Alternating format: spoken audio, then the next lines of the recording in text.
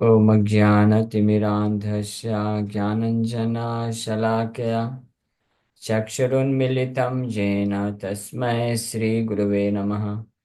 नमो विष्णुपादाय कृष्णप्रेष्ठाय भूतले श्रीमते भक्तिवेदान्तस्वामिन्निति नामिने। नमस्ते सारस्वतीदेवे गौरवाणी प्रचारिणे निर्विशेषशून्यवादी पाश्चात्यदेशतारिणे। नमो महावदन्याय कृष्णप्रेमप्रदायते कृष्णाय कृष्णचैतन्यनामने गौरतुसे नमः। जय श्री कृष्ण चैतन्य प्रभु नित्यानंद श्री अद्वैत गदाधर शिवासादि गौर भक्त वृंद। हरे कृष्णा कृष्णा कृष्णा हरे हरे, हरे राम राम राम हरे हरे। हरे कृष्ण। आप सभी भक्तों का हार्दिक स्वागत है आज के श्रीमद् भगवद गीता के चर्चा में। तो हम लोग चर्चा कर रहे हैं श्रीमद् भगवद गीता 5th चैप्टर, 5वां अध्याय का दूसरा नंबर श्लोक। पहले श्लोक में अर्जुन ने प्रश्न पूछा, संन्यासम कर्मणाम कृष्ण, कि कर्म को संन्यास करने के लिए पहले आप बताए कृष्ण कि कर्म को त्याग दो, बट पुनर्योगम च संशसि, वापस से आप योग भक्ति योग कर्म योग को करने के लिए प्रेरित कर रहे हैं। इसकी आपने प्रशंसा की। तो अब मुझे डाउट उत्पन्न हो गया है, यह श्रेय एतयोर एकम, इन दोनों में से क्या श्रेयस्कर है, श्रेय है एकम एक, तन में ब्रूहि सुनिश्चितम, वो मुझे आप निश्चित नहीं सुनिश्चित तरीके से बताइए, सुनिश्चित करके बताइए। 3rd चैप्टर में अर्जुन, अगर आपको याद होगा, तो 3rd चैप्टर में जब अर्जुन ने प्रश्न पूछा था, तो वहां पे अर्जुन बोलते हैं, जयासि चेत कर्मणस्ते मता बुद्धि जनार्दन, तत्किं कर्मणि घोरे माम नियोजयसि केशव। हाँ। व्यामिश्रेण वाक्येन बुद्धिं मोहयसीव मे, तदेकं वद निश्चित्य।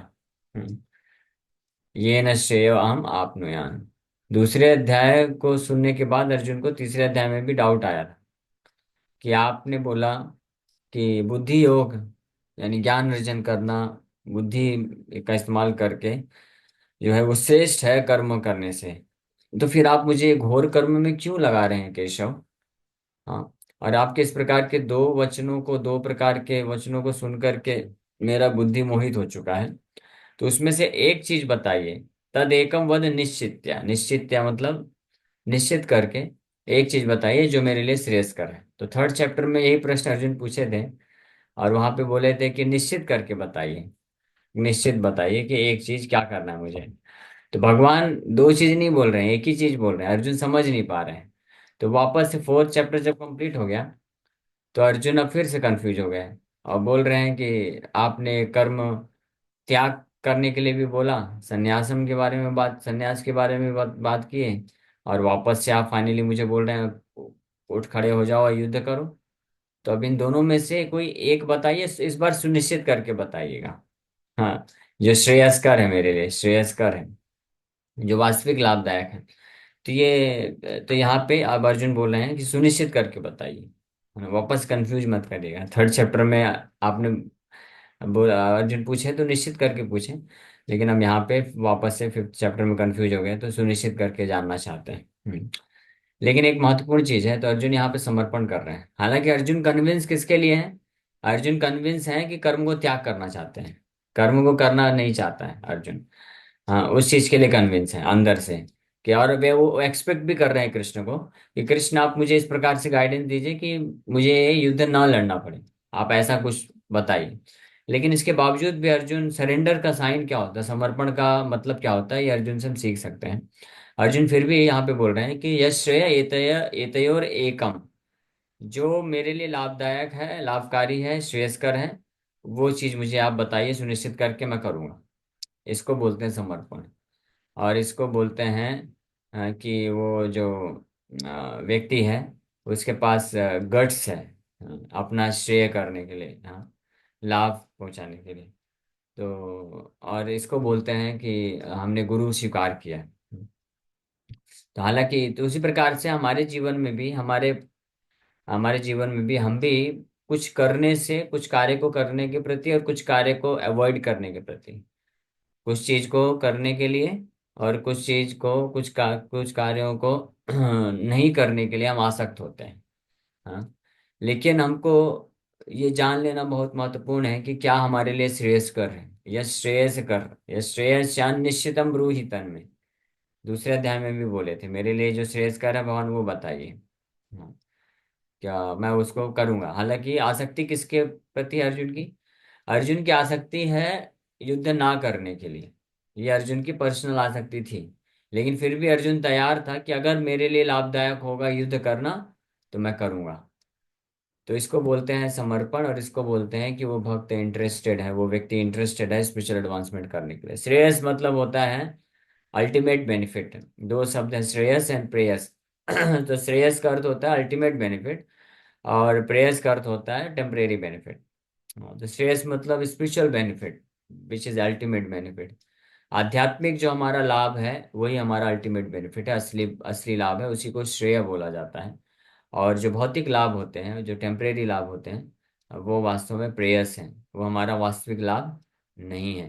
तो जो व्यक्ति सच में इंटरेस्टेड है, इच्छा रखते हैं, रुचि रखते हैं अपना अपना वास्तविक लाभ करने के लिए, तो उनके ये लक्षण होते हैं। क्या लक्षण होते हैं? कि अगर वास्तविक लाभ को प्राप्त करने के लिए, हाँ, अगर मार्गदर्शन दिया जाए कि आपको इस प्रकार के कार्यों को त्यागना होगा, तो वो त्याग करने के लिए तैयार रहते हैं, भले ही उनको पसंद ना आए तो भी। हाँ, जैसे उदाहरण के लिए कि प्याज लहसुन खाना, हाँ, या नशा करना, चाय कॉफी पीना, ये तो आदत लग जाती है, तो सबको ये पसंद होता है, छोड़ नहीं सकता है कोई इतनी आसानी से। हाँ, लेकिन आध्यात्मिक जीवन में जो प्रकृति करने के लिए वास्तव में इंटरेस्टेड है, रुचि रखता है, और जो वास्तव में अपना जीवन में श्रेय चाहता है, अल्टीमेट बेनिफिट चाहता है, हाँ, जो वास्तविक लाभ प्राप्त करना चाहता है, तो वो कभी हेजिटेट नहीं करेगा। वो इमीडिएटली, हालांकि ये कठिन कार्य है, इतनी आसानी से छोड़ नहीं सकता है, आदत बन चुकी है तो ये नहीं कर सकता है, लेकिन फिर भी जब वो आदेश प्राप्त करेगा, हाँ, प्रामाणिक तरीके से, शास्त्रों से, गुरु साधु शास्त्रों से, तो उसके लिए तैयार हो जाता है। ठीक है भाई, ये मेरे असली लाभ के लिए ये श्रेयस्कर नहीं है। मेरा श्रेयस्कर इसी में है कि मैं इन चीज़ों को त्याग दूं, इन चीज़ों का सेवन ना करूं, तो इमीडिएटली तो सेवन करना त्याग देता है। हाँ, अब दूसरा एग्जाम्पल, कुछ ऐसे कार्य होते हैं जिनको करना जरूरी है लेकिन नहीं करने के प्रति आसक्ति होती है। नहीं करना चाहते, जैसे भगवान को भोग लगाना। अभी बहुत भूख लगी है, तो भूख लगी रहती है, तो जैसे ही कुकिंग हो गया तो इच्छा करता है कि खा ले, है ना। कौन बार बार भगवान का प्लेट निकाले, धोए, अभी भगवान को भोग लगाए, है ना। उसको मुंबई की भाषा में बोलते हैं कंटाल आता है। कंटाल आता है। तो लेकिन जो वास्तविक लाभ को जानते हैं, तो हालांकि उनको अच्छा नहीं लगेगा। हाँ, कंटाल आता है। कंटाल आता है कि बार बार, जितने बार खाओ उतने बार भगवान को भोग लगाओ फिर खाओ। लेकिन जो वास्तविक लाभ चाहते हैं, श्रेयस्कर चाहते हैं अपने जीवन में, तो ये ना चाहते हुए भी वो क्या करेंगे? भगवान को भोग लगा के खाएंगे, बिना भगवान को भोग लगाए नहीं खाएंगे। हाँ, ये डिफिकल्ट, ये भी एक तपस्या है कलयुग में। इसलिए कलयुग में कुछ बहुत भारी भारी तपस्या करने की जरूरत नहीं है। प्रभुपाद जी बड़ा स्पष्ट बोले कि अगर कोई सुबह जल्दी उठ करके माला जप कर ले, नाम जप कर ले, और चार नियम का पालन कर सके, और भगवान को भोग लगा के प्रसाद ग्रहण करे, ये अपने आप में बहुत बड़ी तपस्या है। ये तपस्या अगर कोई कर लिया उसका जीवन सफल हो जाएगा। इससे ज्यादा तपस्या कोई करने की आवश्यकता नहीं है। हाँ, वो कोई कर भी नहीं पाएगा। ये यही अपने आप में बहुत बड़ी तपस्या है। बट जो इंटरेस्टेड है, रुचि रखते हैं, उसके उन भक्तों के लक्षण होते हैं कि वो समर्पण होता है। ऐसे कई लोग तो होते हैं, जिज्ञासा तो खूब करेंगे, प्रश्न खूब पूछेंगे, लेकिन प्रश्न पूछने के पीछे भाव क्या रहता है कि वो जो वो करना चाहते हैं वही सामने से कंफर्मेशन लेना चाहते हैं। कि चलो ये साधु के पास जाते हैं, प्रभु जी से पूछ लेते हैं, करना खुद चाहते हैं, जो वही उगलवाना चाहते हैं। कि प्रभु जी बोल देंगे तो कंफर्म बिंदास हो जाएंगे, क्योंकि और कुछ विपरीत बोला जाएगा तो उसको पालन नहीं करेंगे। हाँ, उनको इंटरेस्ट इसमें नहीं होता है कि मुझे अपना वास्तविक लाभ प्राप्त करना है। उनका इंटरेस्ट रहता है वो जो जिन कार्यों को करने के लिए आसक्त हैं और जिन कार्यों को नहीं करने के लिए आसक्त हैं, तो वो उसको मेंटेन करके रखना चाहते हैं। तो अगर इस प्रकार से मेंटेन करके रखना चाहेंगे तो फिर हम इस भौतिक जगत में फंसे रह जाएंगे। फिर हमारे लिए उपाय नहीं है। लेकिन जो असली साधु होंगे वो वो आपके अनुसार आपको गाइडेंस नहीं देंगे, आपके लिए जो लाभकारी हितकर है उसके अनुसार गाइडेंस देंगे। जैसे भगवान कृष्ण, तो अर्जुन का यहाँ पे तो अर्जुन का आसक्ति किस चीज से है? कर्तव्य को ना करने के प्रति आसक्ति है। ये आध्यात्मिक कर्तव्य है अर्जुन का, यहाँ पे भौतिक आध्यात्मिक दोनों कर्तव्य है। युद्ध ना करने के प्रति अर्जुन आसक्त हैं और वो चाहते भी हैं अर्जुन कि कृष्ण भी मुझे युद्ध करने के लिए प्रेरित ना करें, बल्कि मुझे कृष्ण प्रेरित करें कि मैं युद्ध ना करूं। ऐसा अंदर से इच्छा है, लेकिन फिर भी एक सिंसियर निष्ठावान शिष्य होने के कारण अर्जुन अपने आप को सबमिट कर रहे हैं कृष्ण के पास और बोल रहे हैं यह श्रेय एतयोर एकम, इसमें से जो श्रेय है उसमें से कोई एक चीज आप बताइए सुनिश्चित करके मैं पालन करूंगा। इसलिए भगवान जो है अच्छे से वर्णन करना प्रारंभ करेंगे। तो आज का श्लोक है, श्री भगवान उवाच संन्यासः कर्म योगस्य निःश्रेयस्करा उभौ तयोस्तु कर्म संन्यासात् कर्म योगो विशिष्यते। सो श्री भगवान उवाच, the personality of God had said, भगवान क्या बोल रहे हैं?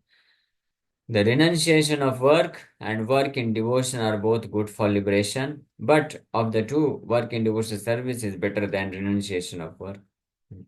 ये दोनों ही अर्जुन, ये दोनों ही तरीके हैं मुक्ति को प्राप्त करने के। कौन से दो तरीके हैं? कि आप कर्म का त्याग कर दो, एक ये भी तरीका संन्यास कर्म, हाँ संन्यास और कर्म योगस्य। संन्यास मतलब रिनंसिएशन ऑफ वर्क, जो अर्जुन जैसे समझ रहे हैं। वास्तविक संन्यास तो एक्चुअली में असली जो संन्यास है वो भगवान छठे अध्याय में बताएंगे। लेकिन यहाँ पे जो भगवान संन्यास बोल रहे हैं, संन्यास कर्म योगस्य निःश्रेयस करा उभौ, उभौ ये दोनों से व्यक्ति जो है निःश्रेय करो, यानी मुक्ति को प्राप्त कर सकता है। तो यहाँ पे संन्यास भगवान रेफर कर रहे हैं जो अर्जुन समझ रहा है। अर्जुन संन्यास अभी क्या समझ रहे हैं? कि कर्म को त्याग कर देना। लेकिन वास्तविक संन्यास क्या है? तो भगवान अभी यहाँ पे अर्जुन का बुद्धि भेद नहीं करना चाहते हैं। ये एक गुरु की जो एक्सपर्ट दक्ष होते हैं, गुरु टीचर जो बड़े एक्सपर्ट टीचर होते हैं, उनका ये गुण होता है कि जिस मानसिकता में व्यक्ति फंसा रहता है तो उसके उसी मानसिकता से उसको ऊपर उठाते हैं। मतलब उसके ही तरीके से उसको ऊपर उठाते हैं, अचानक से बुद्धि भेद नहीं कर देते हैं। तो यहाँ पे भगवान अभी ये नहीं बोल रहे हैं संन्यास मतलब कुछ और। असली संन्यास का जो परिभाषा है भगवान अगले अध्याय में देंगे। छठा अध्याय जब प्रारंभ करेंगे तो शुरू के कुछ श्लोकों में भगवान में स्पष्ट बता देंगे कि अर्जुन संन्यास का मतलब ये नहीं है कि कोई कर्म को नहीं करना, चुपचाप बैठ जाना, आलसी होकर के बैठ जाना। वो संन्यास नहीं है। संन्यास का अर्थ, असली संन्यास का अर्थ होता है कि व्यक्ति कार्य करता है लेकिन अपने लिए नहीं करता है, भगवान के लिए करता है।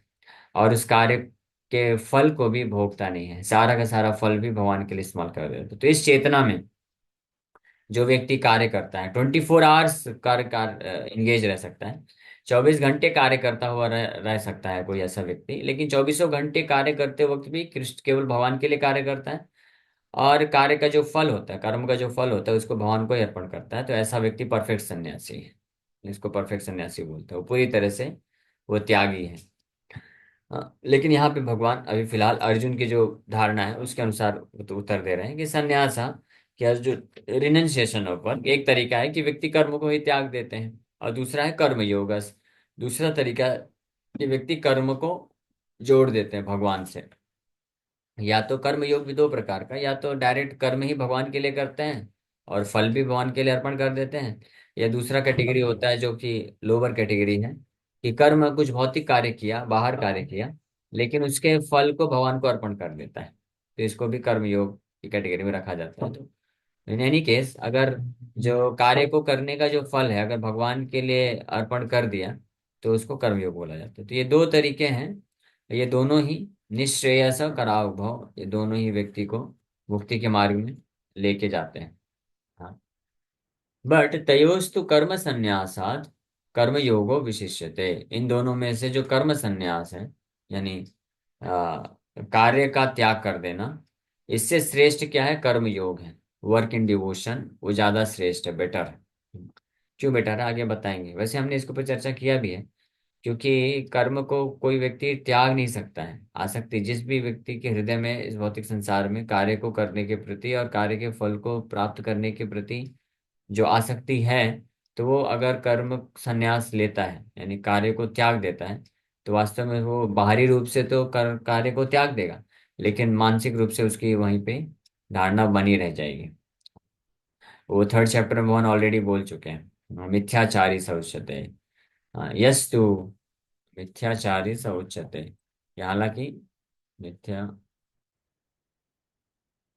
स उच्यते, थर्ड चैप्टर 6 नंबर श्लोक में वन बोले, कर्मेंद्रियाणि संयम्य यास्ते मनसा स्मरण इंद्रियार्थान विमूढ़ात्मा मिथ्याचार स उच्यते।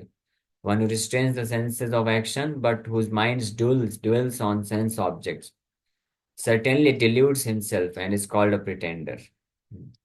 ऐसा व्यक्ति जो कि out of frustration or out of fear of responsibility he abandons his duties। हाँ, या तो अम, कष्ट होने के कारण, या जो है रिस्पॉन्सिबिलिटी से बचने के लिए, ताकि कष्ट ना उठा सके, इसके कारण अपने कर्तव्यों को त्याग देता है, लेकिन मन उसका वहां पे फंसा रहता है। और मन फंसे रहने के कारण जो है ऐसे व्यक्ति को मिथ्याचारी बोला जाता है, मिथ्याचारी सा उच्चते। तो इस प्रकार से भगवान नहीं चाहते थे कि अर्जुन इस ऐसी स्थिति में पहुंचे, इसलिए भगवान अर्जुन को कर्म योग प्रदान की। हाँ, क्योंकि जो कर्म का त्याग है, भौतिक कर्मों का त्याग, वो वही व्यक्ति कर सकता है जिसका कॉन्शियसनेस, चेतना पूरी तरह से शुद्ध है। और जिसका चेतना पूरी तरह से शुद्ध होता है, तो वो भौतिक कर्तव्यों का, कार्य को तो त्याग कर देता है, लेकिन फिर वो स्पिरिचुअल लेवल पे, आध्यात्मिक स्तर पे जाकर के कार्य करता है। तो हालांकि अर्जुन का उद्देश्य ये नहीं था कि वो रिस्पॉन्सिबिलिटी से भागना नहीं चाहते थे। He was not a lazy kind of person. Arjun confuse थे, अर्जुन समझ नहीं पा रहे थे। अर्जुन सोच रहे थे कि ये जो युद्ध है ये मेरा भौतिक कर्तव्य है, और भौतिक कर्तव्य में भी ये घृणित कर्तव्य है। हाँ, अवरम कर्मा दूसरे अध्याय में बताया गया। जैसे भगवान बोलते हैं अवरम कर्मा बुद्धि योगा धनंजया। बुद्धि योग का इस्तेमाल करके अर्जुन अवरम कर्म, अवरम कर्म मतलब घृणित कर्म को त्याग दो। तो अर्जुन के लिए घृणित कर्म कर्म या युद्ध घृणित कर्म लग रहा था। हाँ, कि ये यही अवरम कर्म है, युद्ध करना।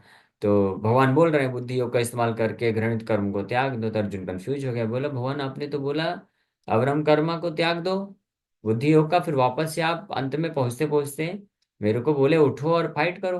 तो मैं कंफ्यूज हो गया हूँ, कोई एक चीज निश्चित करके बताइए ना क्या करना है। हाँ, तो अर्जुन समझ नहीं पाया। अर्जुन की समस्या क्या थी, अर्जुन मिसअंडरस्टैंडिंग हो गई। तो यहाँ पे अंतर है। अगर मिसअंडरस्टैंडिंग है, मिसकॉन्सेप्शन है, गलत धारणा है, लेकिन वो व्यक्ति सिंसियर है, वो भागना नहीं चाहता है रिस्पॉन्सिबिलिटी से, तो उसको जो है सही ट्रैक पे लाया जा सकता है। लेकिन जो आलसी है, जो बचना चाहता है, जो वास्तव में नहीं करना चाहता है, तो उसको ट्रैक में लाना मुश्किल है। इसलिए बोलते हैं ना कि जो जो सोया हुआ है उसको उठाया जा सकता है, लेकिन जो सोने का नाटक करता है उसको नहीं उठा सकते हैं। हाँ, जो समझने के लिए शिक्षा प्राप्त करने के लिए तैयार, उसको शिक्षित किया जा सकता है, अज्ञानता में है। लेकिन जो नहीं चाहता है तो नहीं किया जा सकता उसको। तो अर्जुन का केस इसलिए डिफरेंट है।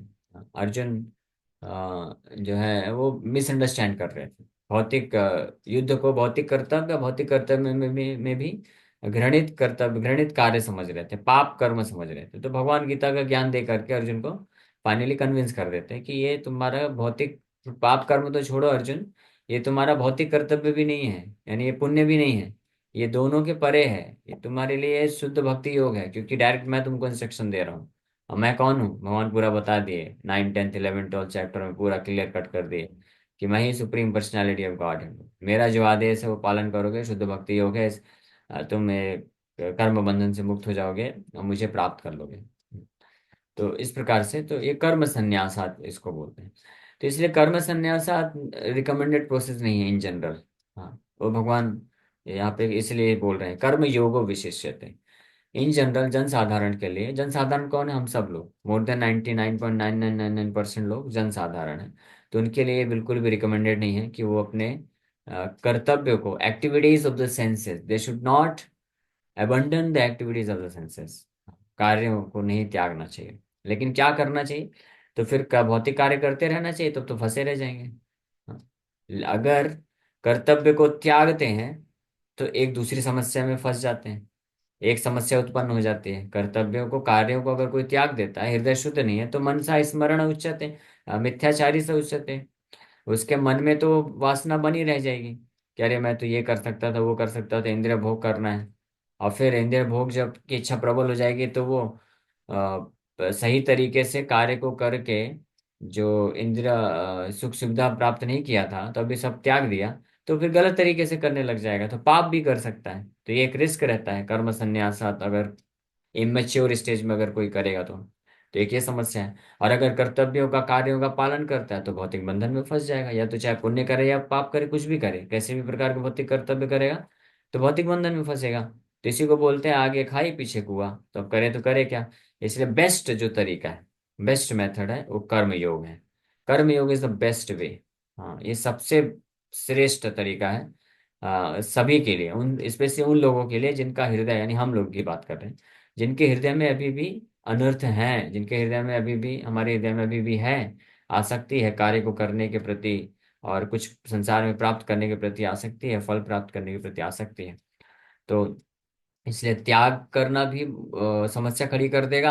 और अगर उन आसक्ति को पूरा करने के लिए जाएंगे तो कर्म बंधन में फंस जाएंगे। तो इसलिए भगवान कर्म योग दिए हैं, जो हम लोग विस्तार से थर्ड चैप्टर में चर्चा कर चुके हैं। हाँ, कर्म योग का बहुत सरल सा अर्थ क्या है कि आपको कार्य करने के प्रति आसक्ति है, कार्य को मत त्यागो, कार्य कृष्ण के लिए करो, दैट्स ऑल। हाँ, जैसे किसी को प्रवचन लेक्चर देने की प्रति आसक्ति है, वो बोलना चाहता है, किसी कुछ लोगों को शिक्षा देना चाहता है, तो भौतिक शिक्षा देगा तो भौतिक बंधन में फंस जाएगा। क्या करना चाहिए? शास्त्रों की शिक्षा देना चाहिए, भगवान की शिक्षा देना चाहिए, अपने आप को एंगेज कर देना चाहिए। हाँ, किसी को मैनेजमेंट करने की के प्रति आसक्ति है, उसको है वो क्षत्रिय स्वभाव, ब्राह्मण क्षत्रिय वैश्य शूद्र, ये चार प्रकार के स्वभाव होते हैं। तो इस स्वभाव के अनुसार उस पर्टिकुलर वर्ण के जो कार्य करने के प्रति वो नेचुरल जो है एफिनिटी बन जाती है, स्वभाव बन जाता है, कार्य करने के प्रति वो आसक्ति होती है। तो उस कार्य करने की जो प्रवृत्ति है उसको त्याग नहीं करना चाहिए, नहीं तो वो फंस जाएगा। और उस कार्य को भौतिक तरीके से करेगा तो भी फंस जाएगा। तो उस क्या करना चाहिए? कृष्ण के लिए कर देना चाहिए, है ना। कोई ब्राह्मण प्रवृत्ति के हैं तो उसको उसको शिक्षा देना चाहिए, गाइडेंस देना चाहिए। हाँ, और प्रचार करना चाहिए, तो उनका इस प्रकार से शुद्धिकरण हो जाएगा। कोई क्षत्रिय प्रवृत्ति का है तो उसको मैनेज करना चाहिए, एडमिनिस्ट्रेशन लाना चाहिए, इस प्रकार से करना चाहिए, ऑर्गेनाइज करना चाहिए। कोई वैश्य प्रवृत्ति का है तो कृष्ण के लिए धंधा करना चाहिए। हाँ, मतलब कृष्ण के प्रचार के लिए जो धन संपत्ति है कैसे उपयोग कर सकते हैं उसके लिए दिमाग लगाना चाहिए। और शुद्ध प्रवृत्ति का है तो जो भी सेवा मिले उसको सेवा करना चाहिए कृष्ण के लिए। तो ये इसको बोलते हैं कर्म योगा। तो कोई अगर डायरेक्टली नहीं कर सकता है कृष्ण के लिए, तो अगर बाहर भी भौतिक कार्य करता है तो उसके फल को फिर कृष्ण की सेवा में लगा देना चाहिए, तो वो भी कर्म योग कहलाता है। और यहाँ पे भगवान बोले विशिष्यते, विशिष्यते मतलब दैट इज बेटर देन कर्म संन्यासात। हाँ, बेटर देन अबंडनिंग द एक्टिविटीज। कार्यों को त्याग देने से ज्यादा बेटर है ये कर्मयोग। और वो क्यों बेटर है वो आगे बताएंगे, हालांकि हमने तो बताया कुछ कुछ, लेकिन भगवान आगे इसको और विस्तार से चर्चा करने वाले हैं। हाँ, इस श्लोक में क्लैरिफाई करेंगे। एक्चुअली में जो अर्जुन का प्रश्न है तो ये सब ऑलरेडी भगवान क्लैरिफाई कर बोल चुके हैं सेकंड चैप्टर में, थर्ड चैप्टर में ऑलरेडी बोल चुके हैं, लेकिन अर्जुन अच्छे से समझ नहीं पाए। वास्तव में अर्जुन समझ गए हैं, हमारे लाभ के लिए अर्जुन बार बार प्रश्न पूछ रहे हैं, ताकि हम भगवान उसको और अच्छे से समझाएं, ताकि और अच्छे हम समझ जाएं। तो फिफ्थ चैप्टर में वही चीज, सेम चीज को भगवान और विस्तार से और अच्छे तरीके से समझाने वाले हैं, ताकि हम लाभ उठा करके प्रॉपर तरीके से स्थित हो जाएं कर्म योग में। कर्म योग मतलब भक्ति योग, भक्ति योग ही है कर्म योग, अलग से कोई नहीं है। कर्म योग, ज्ञान योग, ध्यान योग, एनी योग, जैसे ही शब्द योग लग गया मतलब भक्ति योग, दैट्स ऑल। भक्ति योग की पहली सीढ़ी है कर्म योग, भक्ति योग की दूसरी सीढ़ी है ज्ञान योग, तीसरी सीढ़ी है ध्यान योग, और चौथी सीढ़ी में शुद्ध भक्ति योग उसको बोलते हैं। बट ये ग्रेजुअली इस प्रकार से प्रमोशन होता है। Hare Krishna. Thank you very much. इसी के साथ यहीं पे विराम करते हैं। किसी भक्त का कोई प्रश्न है तो पूछ सकते हैं। हरे कृष्णा हरे कृष्णा।